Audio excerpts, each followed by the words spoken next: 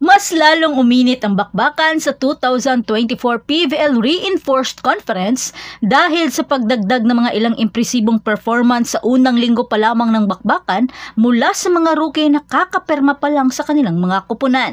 Sino-sino sila? Tara at ating alamin.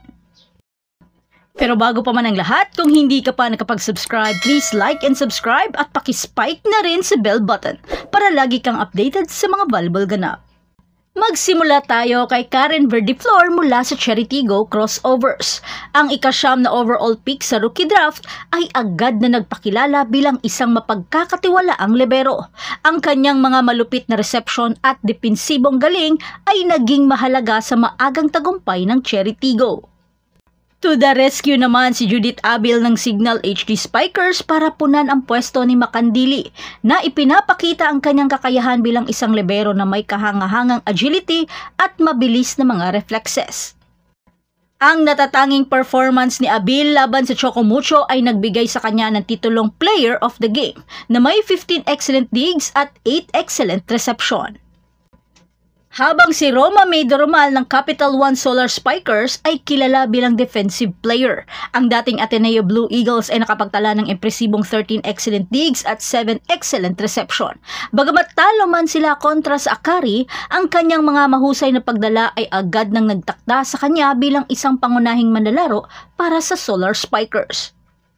Pangatlo naman si Ivy Laksina na ngayon ay nasa Akari Chargers na nagpakita ng kanyang kakayahan sa opensa sa pamamagitan ng impresibong 20 points laban sa Capital One.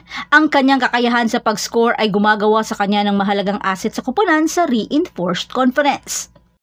At ang huli ay si Jaja Maraginot ng Nextled Chameleon ay nagpakita rin ng kanyang kakayahan bilang setter at scorer na malaki ang naitulong sa estratehiya ng Nextled sa unang linggo. Sa matatag na performance sa kanilang mga laban, si Maraginot ay handa para sa higit pang tagumpay sa mga susunod na laro.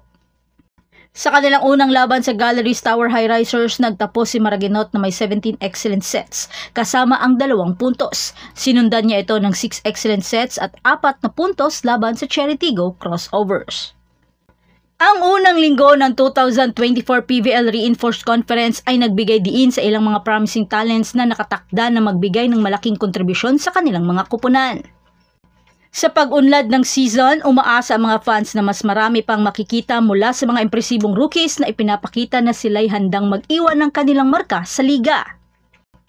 At yan ang lahat para sa ating update ngayon. Manatiling nakatutok para sa iba pang mga balita mula sa mundo ng Philippine Volleyball. Huwag kalimutan mag-like, mag-subscribe at i-spike ang notification bell para hindi ma-miss ang mga susunod na video. Hanggang sa muli, patuloy na mag-spike at mag-dig sa ating channel.